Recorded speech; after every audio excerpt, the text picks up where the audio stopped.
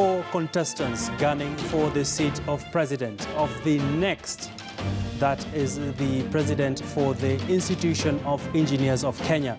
Tonight, we shall be hosting the aspirants here for the next 1 hour, and we shall be interrogating to hear from them. What are their plans when it comes to steering the Institution of Engineers of Kenya to greatness? Tonight, I'd like to begin our introductions of our panelists in terms of which are the candidates. We start off with Engineer Jane Mutilili, who is one of the contestants for the seat of the president of the Institution of Engineers of Kenya. She's already with us here, and she is a consulting engineer and of course also the managing director for La Femme Engineering Services. She holds a BSc in civil engineering from the University of Nairobi and also holds a MSc CBIS Sunderland University in the UK. Other than that, she has also held different positions at the IEK, first and second vice president, ordinary council member for committees. And that is our first contestant for tonight. Well, to our next contestant for tonight, we have Engineer Howard Mai, who is currently a graduate civil engineering from JKUAT, holder of a Master's of Law in Construction Law, Arbitration and Adjudication, studied a Master of Science in Construction Engineering and Management, a certified PMP with PMI USA, a member of the Chartered Institute of Arbitrators UK, and a member of the American Society for Quality and associate of the Royal Institute of Chartered Surveyors. He is a professional engineer with the Engineers Board of Kenya and a corporate member of the Institution of Engineers of Kenya.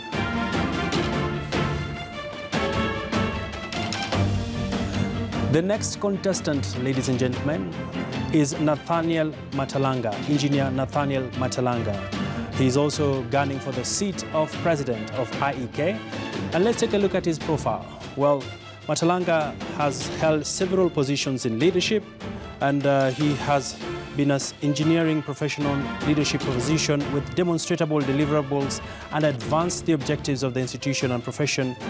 Well, he's also been an executive council member of the WFEO, that is the World Federation of Engineering Organizations. We also have him having held the position of honorary secretary from the year 2018 to date. He's also been an ordinary council member and also, of course, also once chairman Architectural Association of Kenya Engineers Chapter from 2007 to 2013.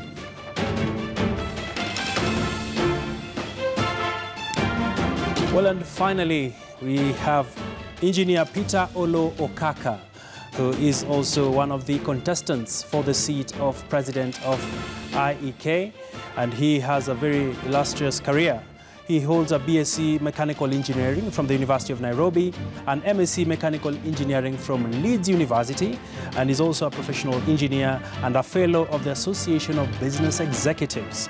Other than that, he's served as a director, TVET, and of course, he's also served as the principal for the Kenya Polytechnic, Nairobi. Well, ladies and gentlemen, those are our guests for tonight.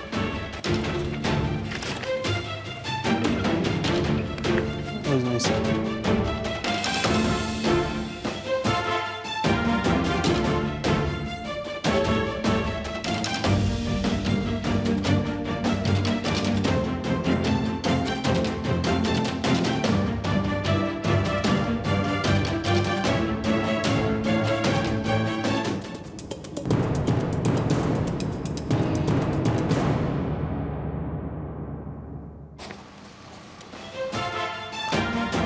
Thank you for joining us for this debate. The elections are happening on Monday, and tonight we have the contestants who will be sharing with us their plans once they are elected into office. And as we have clearly seen, quite a heavy panel when it comes to academic credentials, to some having very illustrious careers. Welcome, ladies and gentlemen, on this debate. Thank you, Abi. Thank you very much. Let's just begin, and of course, the first question to all of you as the contestants. Why should you be elected, and what will you do differently? Let's start off with Jane, Engineer Jane. Thank you very much. I am currently the first Vice President of the Institution of Engineers of Kenya. I have done quite a lot for the institution. There's still more to be done. For example, currently I'm the chair of the membership committee, and in membership we've been able to bring a lot of graduate engineers from the university to join our institution, and also a lot of graduate engineers to join, to become corporate members. All right. That is something that there's still a gap there. We still need to do a lot more of that, and that is our strategic plan. All right. That's our first point. We need to put that. We need to lobby for the engineer so that we are recognized and approached by the government in all areas that we need to serve. For example, in development, all the development are actually under the docket of the engineers. So we need to know that the government to know that the engineer is a person to talk to when we need that. And that is one of the lobbies that we are going to do for the engineers.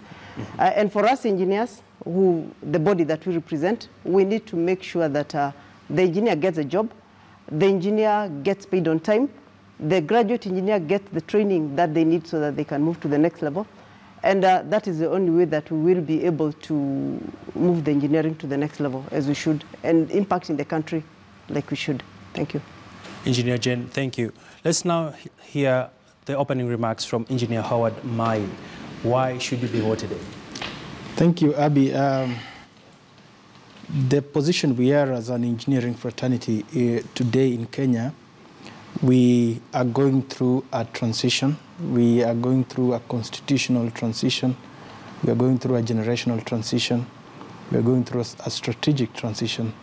And I'm that candidate, that new thinking, that fresh blood, the person that the engineering fraternity will be looking up to bring the desired new speed of growing, the desired new speed of pulling people together, having everybody on board from all ranks, whether it is all ages of engineers, all cadres of engineers, all disciplines of engineering, to bring everybody together, to grow together, and to give engineering an unprecedented visibility, something that I don't believe any other candidate on this panel can achieve except the candidate speaking to you now. We'll hope to hear them as well. Engineer Matalanga. Thank you very much, Abby. I'd like to be elected president of IEK because I have been at the center of the transformation that has been happening over the last 2 years. I started my journey with IEK several years ago in 2011. I have had very good moments, a lot of achievements, getting a new constitution, 2015 amendments, which has brought about the excitement and the democratic space that we are enjoying now. Something like this would not have happened before 2015, but now we are living it, and I'm excited about it. We now also have pushed to get a position on the World Federation of Engineering Organizations, and I'm the representative of the country on that body. There are only 8 people in the world, and I'm one of them. So I feel I should be given a chance to carry the country with me to the international level and ensure that whatever we can get as a country from that international association, we enjoy it while I am a member of that body. Recently, we were blessed with an international training to help our country prepare the Kenyan scorecard, which we've never done, the infrastructure scorecard. We don't have our infrastructure record card for benchmarking where we are and to direct our government in terms of development, what they need to do. So I feel I'm that type of person, and I should be given time to finish the work that we have started. And during these 2 years, I'll make sure that at the end of my term, the people to take over and continue the transformation of the institution will get proper mentorship so that IEK continues on a spiral and growth never been seen before. Engineer Okaka. Thank you very much. I believe that an engineer is the one who creates, develops, maintains, and sustains the material world. And so really, it is the engineer who is the lowest common factor in every facet of human endeavor. But we are not getting the right recognition, we are not getting the right space. And so, when I come to be president, and I'm elected to be president, I'll be able to, I think, give the engineers the rightful position. At the moment, for example, we have got 18,000 engineers in Kenya. Out of those 18,000 engineers in Kenya, only 2,000 are registered according to EBK. According to the line from IEK, it is 1,600. Now, the non-registered ones are 15,000. And you see, with the attrition rate of 6,000 per year, it will take 25 years. And I think we got to think about it again. Mm-hmm. An engineer cuts across all facilities and all facets of economy. For example, I don't want to be hard about this, but a medical doctor, I think, is a witch doctor without engineering. And you see, he is not. We are not represented in Kenya Medical Board, Dentist Board at all. And yet, if you go to intensive care unit, there is no medicine there. So my role is to give the engineer the position and the image that he deserves for economic development as is happening in other countries. Thank you, Engineer Okaka. Thank you to all my contestants tonight for the opening remarks. We now want to get to the substantive issues that continue to face engineering as a profession. And this question will be cutting across all of you. My first question, of course, is in line with what Engineer Okaka just raised, the number of engineers we have. And when you look at the transition from graduate engineers to professional engineers, we lie behind as a country. If elected, how will you change this, Engineer Jane? Thank you very much. Number one, we recognize this. When we did our strategic plan, we recognize that. Right now, we have about 21,000 engineers, graduate and corporate, in the EBK. In the Institution of Engineers of Kenya, we have about just over 7,000. So there's that gap, and we realized that gap, and we appreciated that. In our strategic plan, which I said I was chairing the membership committee, the first thing we did is to try and find out why we are not transiting between graduate and corporate. And we increased the panels, the interview panels. Right now in the Secretariat, we don't have any applicant, except the ones who probably come in March, who's applied to change classes that we've not dealt with, number one. So interviews are done continuously, and yet we still have not gotten the number. So what you're going to do differently is get out and make sure that the numbers that are within the EBK then are able to get to IEK. It's not just the corporate members, it's also the graduate members. Thank you. The ones who are in BK are actually not yet in IEK. That is one of the things that strategic plans we are going to do on that. Thank you. Engineer Howard. I'll quickly perhaps answer your question, and if I have some time, maybe give a bit of numbers. 2 minutes maximum. 2 minutes maximum. Well, to transition, there are a number of things that we need to look at. Number one, the bottlenecks that have made transitioning from graduate to professional engineer to drag along is structured training. People are coming out of universities, going into employment, but they are not able to get structured training that can enable them to get the full cycle of engineering training before they can transition. Number two, the people have held perceptions. Some people have not submitted to get registered, because you do not just sit and get registered. You must apply, you must sit an interview, you must submit your reports. But there are people who have held perceptions, fearing to submit their documents for it to be examined. That has been holding people behind.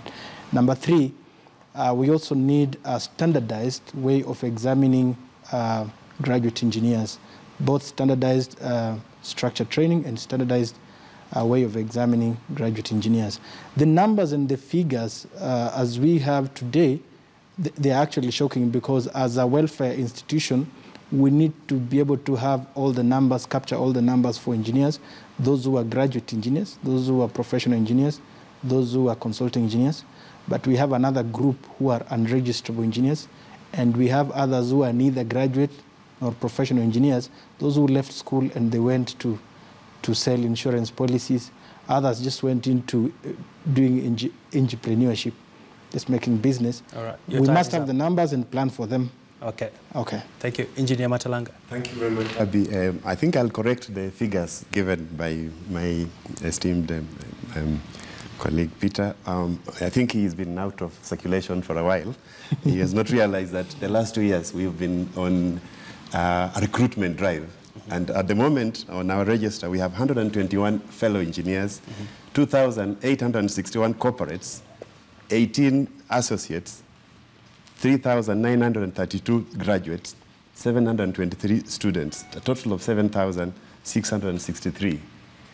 It is my dream that every child who goes to an engineering school, when he finishes, he should be helped to become a professional engineer. And to do this, we like to work with the universities to collect data, work closely with the Engineers Board of Kenya to ensure that these people graduating in engineering go through a structured training with a log, which they are able to log every day under a practicing engineer. I will also lobby with the Engineers Board of Kenya to harmonize the professional panels. Right now we have different from IEK and different from Engineers Board of Kenya. You have to come to IEK to be corporate member and then go to EBK to be a professional engineer, because that is our regulatory body. Okay. So it's my dream to harmonize this and ensure that every child and EBK have actually government financing, so we can get to grow the budget, to grow the capacity of Engineers Board of Kenya, so that all children graduating from an engineering school become practicing engineers. And it is very easy to do it in the next 2 years. All right. Engineer Okaka, would you like to make a rebuttal to his? Yes, please, because the figures I got actually came from your offices, and I've got them here. And my figures are dated, I think, December 2019. All right. But that's not the issue. Let's focus on the real issues. Now, the main issue is about transition rate. Nobody has told us, or we have not been told by my colleagues, how many people transition per year. Again, let me be shot down here. But the figure I got is 600. Of course, the numbers we can contest, but what do you plan to do when now, elected? Yes, but now, if you divide 600 by about 15,000 something, like it will take about 25 years or something. And so what I would like to do is to have a crash program. Yes, that's number one. Okay. To clear the backlog. All right. It is hard. I'll talk with the senior engineers. I'll try to give them incentives. I'll multiply, I think, the positions and the capacities of the people being upgraded or being trained by talking to the senior engineers. One of the incentives maybe talk about CPD, or maybe find a way of funding them. But I intend to clear at least half of that backlog within about 2 years. Thank you, Engineer. And that one, after that, I'll have structured training like that one we have in medicine and law, so that we identify the skills which are required to graduate a student or a graduate engineer from being a graduate engineer to a professional engineer, timetable them, attach them to senior engineers whom we shall have talked about, try to give them incentives either in funds, which we shall talk about with which you may obtain from donors, or CPD. All right, points. Engineer. You've raised an important issue which we'll come to about mentorship later on. But to my second question, it's really around the image of engineers in the country. When you look at the traffic snarl-ups in Nairobi, when you look at buildings collapsing, the roads that have potholes, all this, the engineers take the blame. How do you restore the image of engineers in the country and, of course, grow the visibility when it comes to a profession that is considered noble, a profession that people can look up to? Engineer Jane. Thank you again. It's true. Engineers drive the economy. Engineers just make life easy. And that is what we strive to do. That is what we should be doing. In the last few years, I think you appreciate what has been done, the infrastructure that has come into place. We are talking about the bypasses. We are talking about even the roads, the major highways. That has been done by engineers.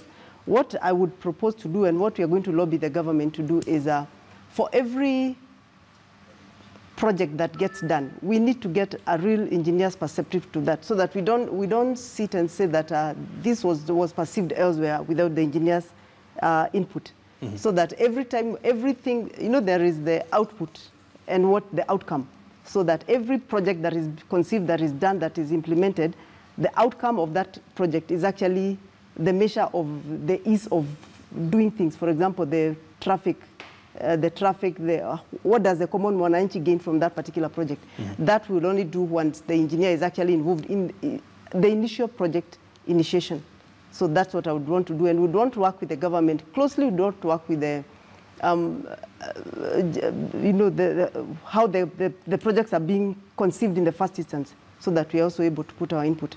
That has not been done in all the projects, and IEK, when I become its leader, we will be able to make sure that all the projects getting into not just the board, at the board levels, also at the committee levels, so that we're able to influence such information. All right, and Engineer Jane, you've been in the system. How is it that this hasn't been able to be achieved? A lot has been achieved in the institution, a lot actually, and we can't achieve everything at the same time. You see, this institution is run by members. The first thing that we needed to do is to make sure that members are interested in their own institution. That, I think we are almost there. Now that we are members and we are in the same pot and we are able to do what we are able to do, then we'll be able now to get into the government, and we have the collective numbers. So with the collective numbers now, we are able to lobby and get to the next level. Okay. Thank you. Engineer Howard. The engineer's role is critical. It is huge. However, I'll try to answer this starting from our visibility. Whereas we are handling very important issues and huge budgets in the country, engineers have remained so much absent. Engineers are hidden. When these things happen, even when the journalists are looking for this news, they're not able to find engineers. One of the biggest things that I would wish to do is to give engineering a face and to give engineering a voice, to ensure that when these things come up into the fore, the public, the decision makers, they understand the place of an engineer in the society, and they should have no doubt where to place an engineer, when to fix an engineer inside the decision, so that decisions should not be made, decisions which are supposed to be handled by engineers should not be made by any other people other than engineers. Secondly, we must be able to work on numbers, because engineers are outnumbered. We've just mentioned the numbers of engineers that we've registered, 3,000 since independence. That's unacceptable. If you check those who have graduated from universities, those universities have trained and churned out, there could be about 30,000. So 30,000 against 3,000 over all those years from independence is unacceptable, because the little number of engineers that we have is incapable to do all the work that is available. We must match the growth of opportunities and the job of engineers in the market and the growth of engineers and the quality of engineers that we're putting into the market. All right. Thank you. Engineer Matalanga. Sorry, what you talk about is visibility of our members. The last 2 years, we've raised the visibility of an engineer. You know, Abby, we have never come here to do a presidential presser before an election, and now we are doing it. We've had conferences with a huge attendance. 2018, 800 engineers. 2019, 1,200, and we filled up South Coast with very good reception from the people. The local authority came and told us they have had the best piece there. So we are able to grow the visibility of the engineers by taking our members to Mashinani. We've tried to grow the branches, and recently the South Rift branch was launched. And I really like this branch because they really taken an engineer to the Mashinani. They actually have members mapped out their counties, and they have a chairman, a secretary, and a treasurer at every county. And this is what I like to do for all the 47 countries of Kenya, that we have the presence of an engineer. We need to go Mashinani. We need to lobby the government and the county government to appreciate the role of an engineer. I know people don't sometimes like to employ an engineer because you tell them the truth, and where there is corruption, you probably get in the way. But we like to fight this as IEK to ensure that an engineer is respected and he's given time and space to practice his profession. Cases of collapsing building is not because an engineer is there. Most buildings that collapse is because the owner has not seen the need or has not employed an engineer because of cutting corners. But the law is very clear that you have to employ an engineer. So maybe it's because of corruption that some people do these buildings without the involvement of the requisite professionals. So we like to be very clear as IEK that we like to sensitize the public by even having roadshows, partner with the media houses to do roadshows to bring awareness the role of an engineer, so that the Wanjiku knows that if you're out of time, engineer. Thank you, Abi. All right, Engineer Okaka, please. I think your question was concerning the role we play. The role engineers play, and how do you restore the tainted image of engineers once elected as president? Now, we have got I think there's a problem there. IEK is actually has got members who are also participating in the areas which in the what do you call it, in the activities which are regarded as undesirable. And we should be able, when I become president, number one, I'll establish linkages with all sectors of our economy, or as much as possible through a committee which will relate to what is going on, the roads, the water, and everything. And then I'll also try to work very hard to, through my personal influence, to see that our institution members who have been found to make the roads, which are taking 1 year or 2 years to get potholes or something like that one, are dealt with. Of course, it is not our role to deal with them. I think it is the IEK. But the most important thing, to establish some kind of connecting road relationship through which we can operate to ensure quality implementation of projects. At the moment, we don't have anything. And so you just see it walking by the road, it has gone wrong. I'm an institution member, I'm an IEK member. I can't go as a person to the PS. But if we had organized an organizational structure, an institutional structure such that we can reach them, I think it would help. So the first thing, I would do that. All right. And let's move on to our next question. And Engineer Jane, unemployment is currently one of the big issues facing Kenya and even East Africa. The latest census places the rate of unemployment at 40%. By this, out of 100 Kenyans, 40 are unemployed. Looking at the profession of engineering, we also have an influx of expatriates coming into the country, passively taking up jobs that local engineers can take. If elected as president, Madam Jane, how do you intend to mainstream the issue of employing of graduate engineers and, of course, protecting companies that are keen on absorbing the local trained engineers? Is it a question of quality? Is it a question of missing linkages? Thank you very much. And that is really a paradox. There's so much work going on in this country, and yet you're saying engineers leave the country, leave the universities, and they're actually not employed. Others left a long time and they are not employed. One of the things that we need to do as a country is put projects together for Kenyans, such that if it's a project that is being paid by the Kenyan government, it's unbundled in such a way that it can actually be done by a few people.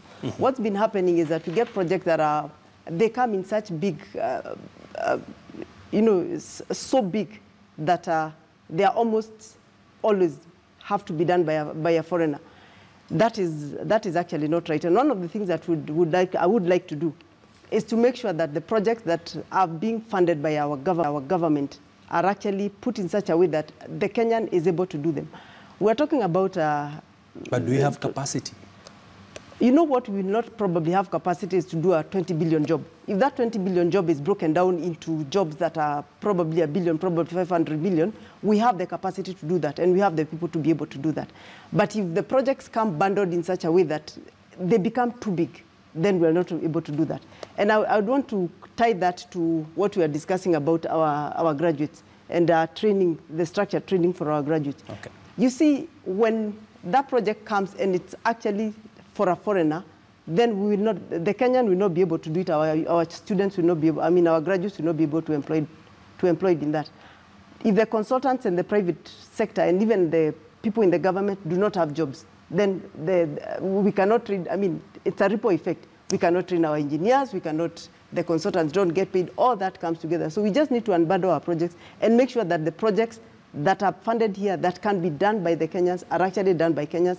And that way we are actually going to solve a lot of the unemployment in this country for the youth and even for other people. Engineer Howard, I saw you nodding your head when we talked about capacity. Why I was nodding my head is because the question of whether we have capacity to manage, technical capacity to manage a 20 billion project, even 100 billion, yes, we do have capacity. We do have engineers who are capable to supervise those projects. We have engineers who are capable to design those projects. What we are lacking is faith in ourselves. Because sometimes you say you do not have capacity, and then you start that 50 billion worth of a project, and you see a 22-year-old Chinese coming to be the project manager for the project. Of course, that's an example. That's an example, yes. We do have capacity because we have engineers here who have worked, they have many years of experience, they are thoroughly trained, they have postgraduate education, they have experience in supervising projects, but they are always just put at the back. They are not at the forefront because we package contracts and because perhaps we are borrowing money, we decide to say that, okay, there will be a foreign consultant. But you see, these rules, we are the ones developing them. We can't if elected, what will you do differently? If elected, I have a 4-point agenda. The 4th point is compliance. Some of these laws are already in. We already have the laws. We have laws, for example, which are enforcing a percentage of local content, which we are not implementing it in a manner to create the opportunities that should have been created if they were fully implemented. There is no cause why we should have an expatriate coming to the country to do a job which a Kenyan can do. We already have these laws. We just need to have, say, a Ministry of Interior to step down their foot, and we can partner with them so that we ensure that they do not issue work permits to people to, say, a foreigner to come and carry out semi-skilled work like operating a drilling rig in Kenya. All right, your time is up. Engineer Matalanga, how would you address this issue if elected? Thank you, Abi. I think it is quite simple. We have very good laws. You've heard of the law of the 40% local content. That is only for work that is coming from outside. Is it being implemented? It's not being implemented because of enforcement. So I'd like to lobby the government to ensure that when bid documents are being done, we need to have this clause there, that some of the job has to be done by a Kenyan. And when there is someone coming in to do that job, yes, we have to convince the immigration department. The person coming in has to convince the immigration department that we don't have local technical knowledge. And Engineers Board of Kenya is now starting to implement that rule that for all engineering work permits, they need to check and confirm that that local capacity is missing. And from our experience, some of these jobs that have previously come out and it has been made to believe as if we don't have local capacity, they end up being done by Kenyans. So are you saying currently this is not being implemented? It is not being implemented because we need to lobby the enforcement. And I will form thematic panels of experienced leaders to ensure that anything that is happening in engineering, we get expert advice to be able to lobby legislation, lobby enforcement, and be there when policy is being set to ensure that the place of an engineer is protected and we create jobs for our people. And we get training for our graduate engineers. All projects should have a training component, and if you get a foreign consultant, we also have to have forceful transfer of technology so that when the job is finished, the next job is done by us. All right. Thank you. Engineer Okaka. Yes, thank you very much. I think there are 3 points there. Number one, straight away, again from my government experience, we have got the donor politics, which brings in a component which we can't handle. But I would number one, lobby for a situation where the local jobs, which have no other interest other than ourselves, will be done by our people because we have the capacity. Number two, we lobby for an enactment of local participation, a percentage of local participation, with an attachment of and somebody understanding the person who is doing that project with a view to taking over to be trained. Yes. And number three, if there is no such arrangement and we are in trouble, we insist on donor participation based on not disadvantaging our people at the expense of the other foreigners, or not employing our people at the expense of development. But all right. Interesting rebuttals there, gentlemen and lady. Let's move on to another interesting aspect around the profession at large. When you look at the level of mentorship, where we are seeing young engineers being mentored by the older engineers, it seemingly seems to be a missing link for the profession when you look at the numbers, as Engineer Howard you've mentioned, as well as Engineer Jane. How would you address matters to do with registration, matters to do with mentorship, to the point that you can deliver more graduate trainees to becoming professional engineers? Thank you very much. You see, it goes back to what is the senior engineer doing. For example, if in my office I have work, I can't do the work myself. I necessarily have to get engineers to work with me. Yes. So if for example, I talk from the point of a consultant, if as a consultant I am able to get work, then I have to train other people to do that work for me. What I talked about was structure training. And one of the things that IEK is doing, and I recommend them for that, is that they've actually come up with a structure training for the engineers, for the graduate engineer. So far, I think they've only been able to do 40. The 40 are the ones who are in their books that they're going to do right now. But we can be able to do that for everybody. But for us to do that, then the senior engineer has to have work. So, for example, the consultants are given work, and as I think we are in agreement that there's work that can be done locally, and that should be done locally and given to the senior people so that they are able to do that. Then they'll be able to train the engineers. Also on the same, we have the government projects that are coming up, and in those government projects, there's an embargo right now for the employment from the public sector. Yes. And it's been done for everybody, every employer. So it is not for the HR person, it's not for the accountant, it's not for the engineer. And yet the projects that are the infrastructure projects are coming up. I think that embargo should actually be lifted for the engineers so that they can match the work that are coming up. All so right. that the engineers are able to be employed so that they can pick up and they can be able to work on the infrastructure projects. All right. I'd like us to keep our responses very tight because we are almost nearing the tail end of this discussion. But Engineer Howard, your quick response to this. You've been stealing my time, I noticed. But let me do this. I gave you some numbers. I gave you numbers of graduate engineers, professional engineers. I gave you numbers of those who graduated, those who are unregistrable. But we have another category which are registrable. There are several reasons which I might not explain because of time. In leadership, it's good to always look for what we call the low-hanging fruits. And the low-hanging fruits we have here is this group called registrable. This number, in my own estimation, could be perhaps between 4,000 and 6,000 people who have gained the requisite experience, and they have all the qualifications required. The only thing they've not done is to go through the process of examination and get registered. Processing these people within the shortest time possible, if perhaps within a year or 2 years, will do something very special to the engineering fraternity. First, it will increase the number of professional engineers to fit the opportunities that we wish to open up through our presidency for work and business.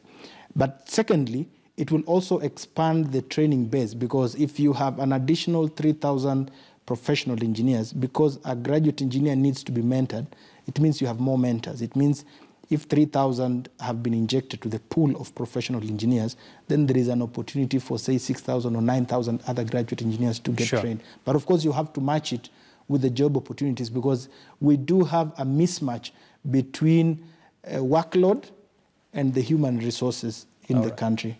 That's why things are going wrong, and yet our hands are full, and we are spending trillions of shillings, but we can't employ just 20,000 professionals. We must get the match where we're missing it. All right. Engineer Matalanga.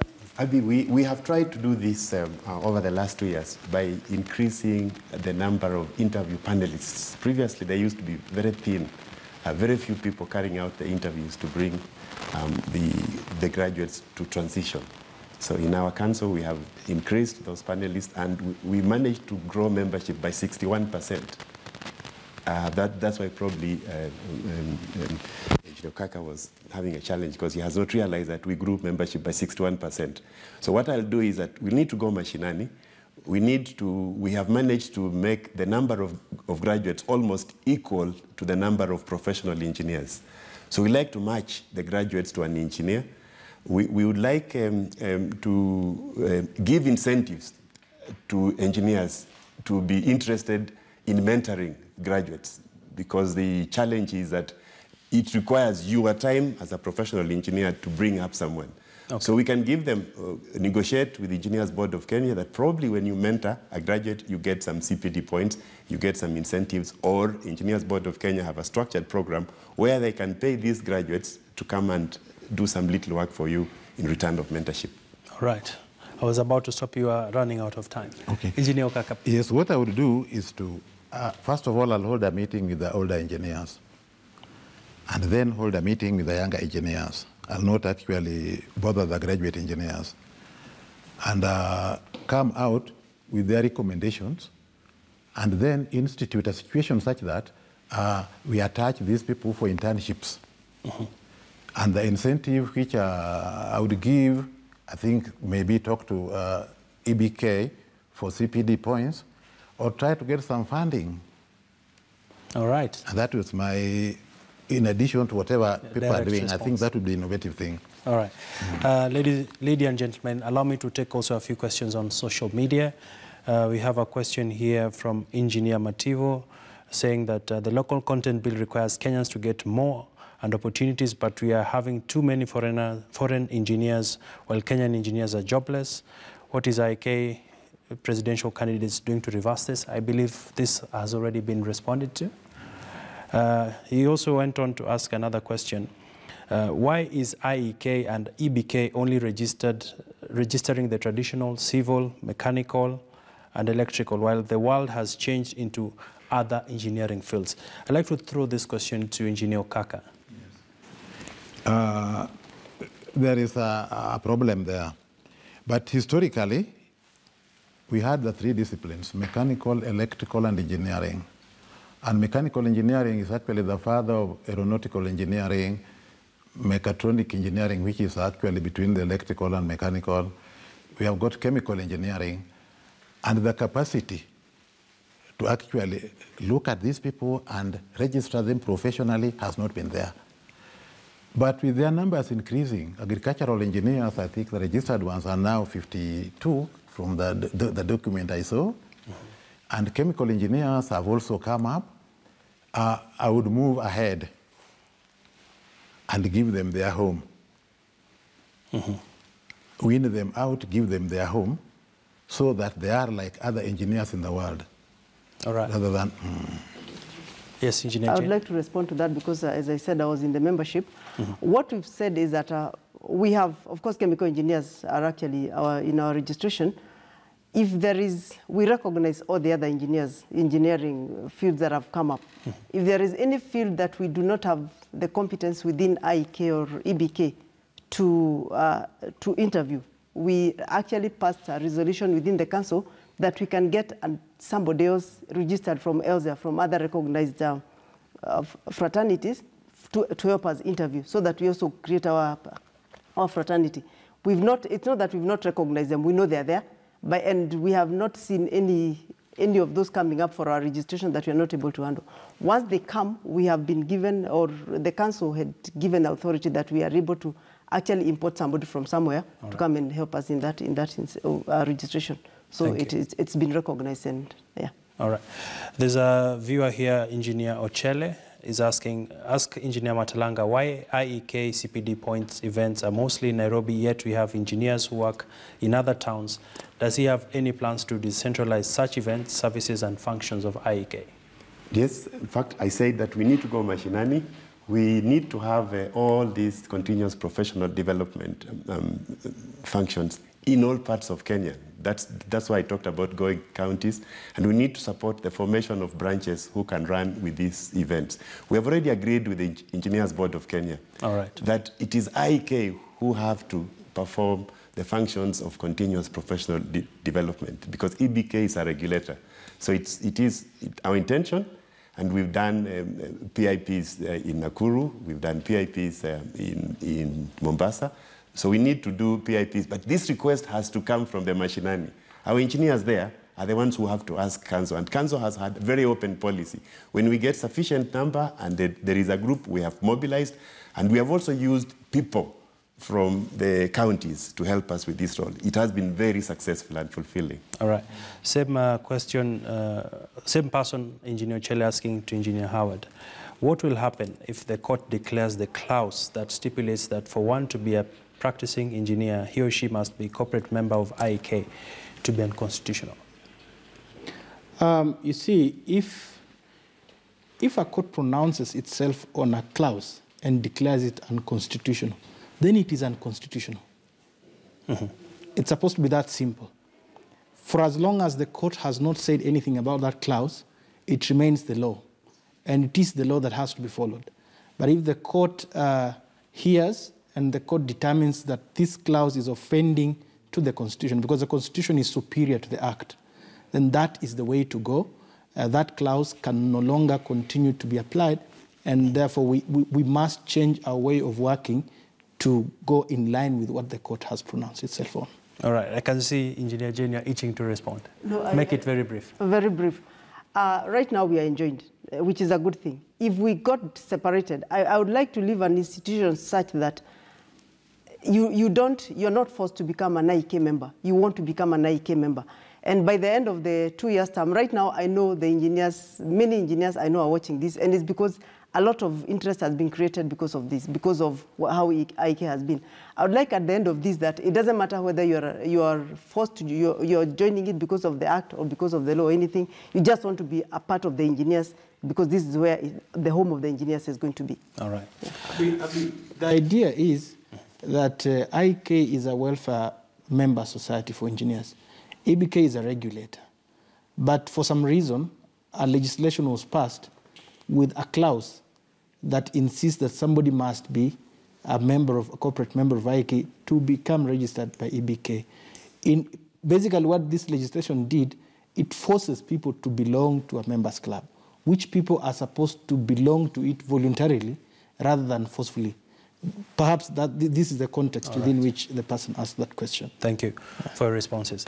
I have a very interesting question here. The question doesn't have, the person didn't put out his name. It goes to Engineer Okaka. He's saying, you have been at IEK for so many years. What difference will you make that you haven't already exhausted?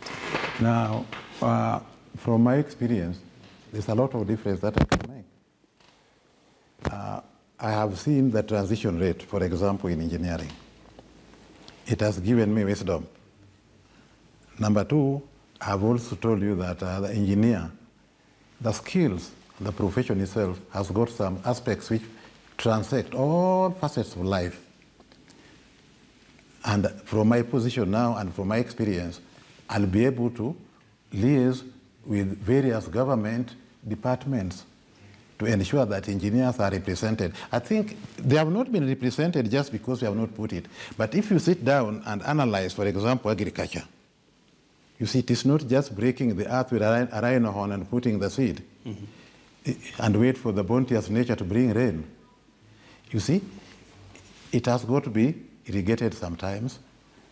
The mechanized, what do you call it, tilling of the land and harvesting, then post-harvest technology.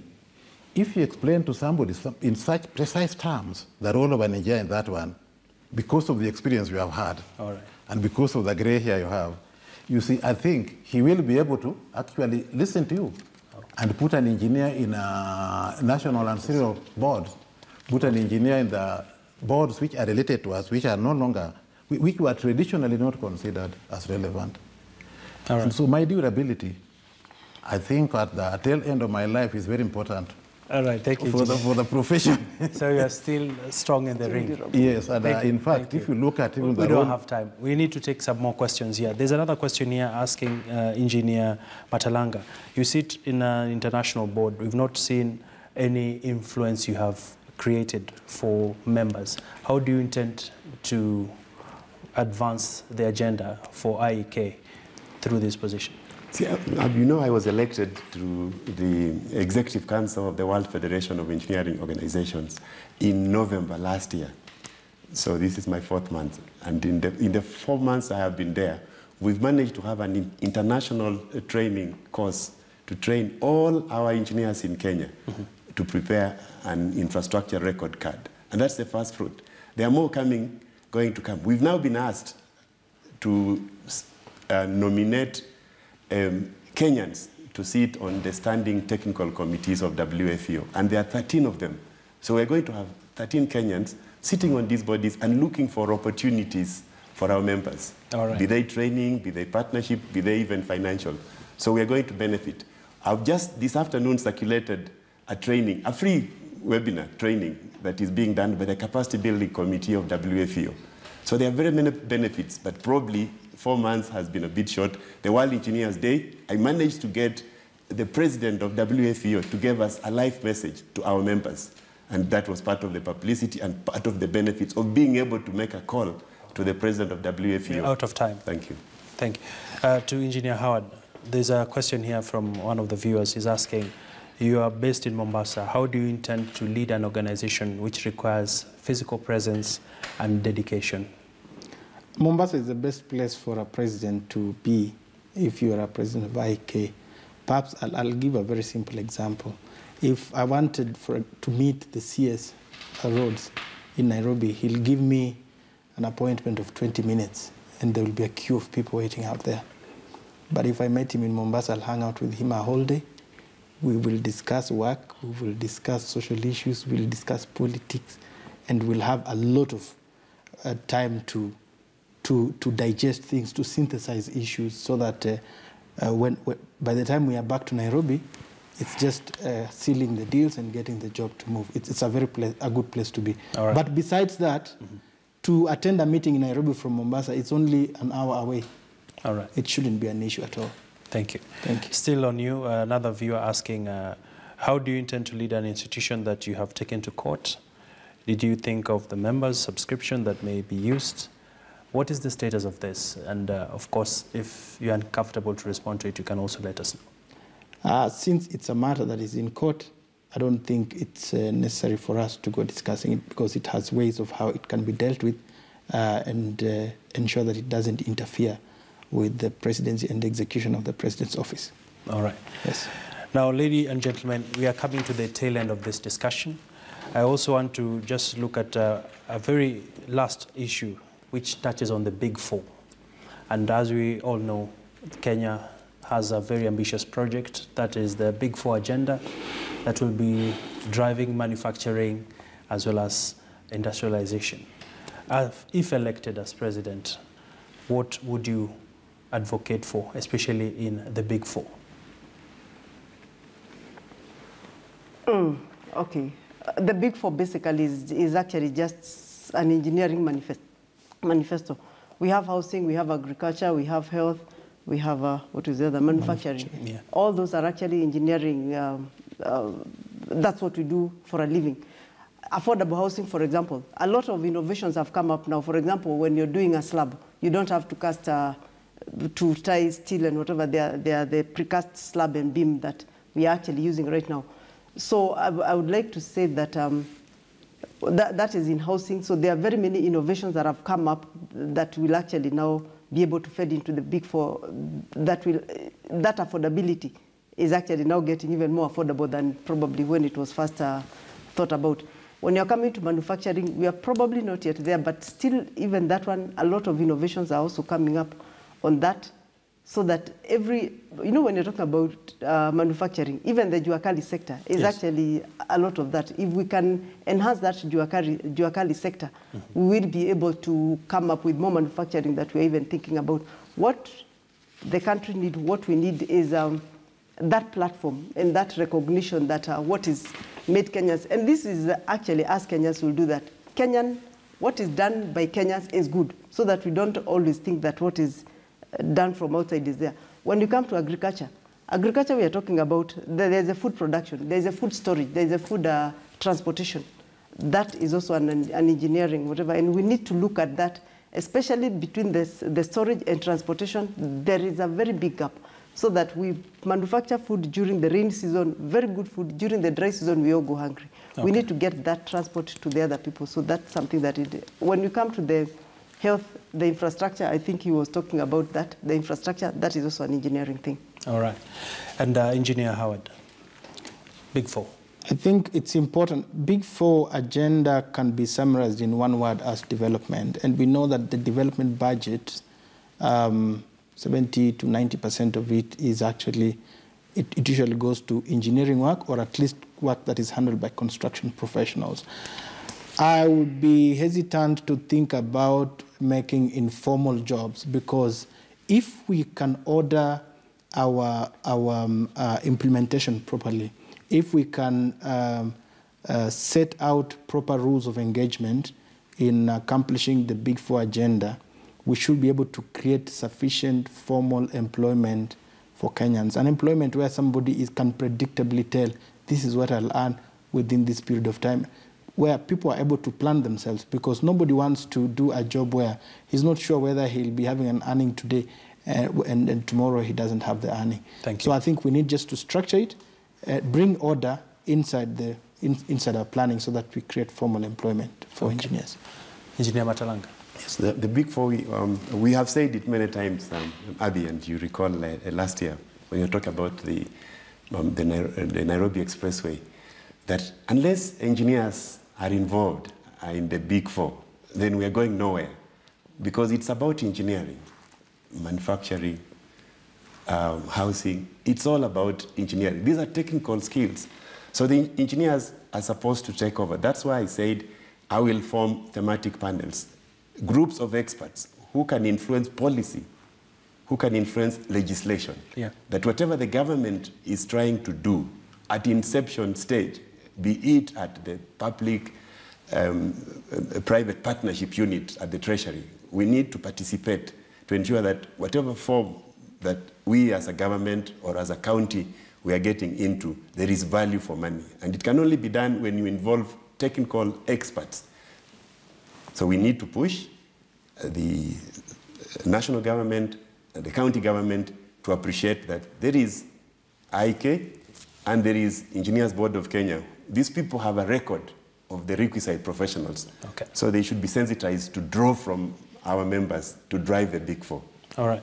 Ladies and gentlemen, I'm told we are running out of time. We actually have 3 minutes to go. I'd like to take your closing thoughts, Engineer Okaka, and as you make your final pitch to the voters. Concerning that one? Can we proceed? Well, that's one thing. I think there is no formal relationship. There is no formal linkages between IEK and government departments. All right. And so I'll establish some strong liaison mechanisms to advise on the Big Four agenda, which are very good for the country. All right. Thank you, sir. But that one is for that. You told me closing remarks? Closing remarks in less than 30 seconds. Oh, dear. Yeah. Well, I'm looking... As you make your final pitch to the voter. Final speech to the board? Final pitch. Now, if elected, I'll accelerate transition, because it is actually hurting me personally as an engineer.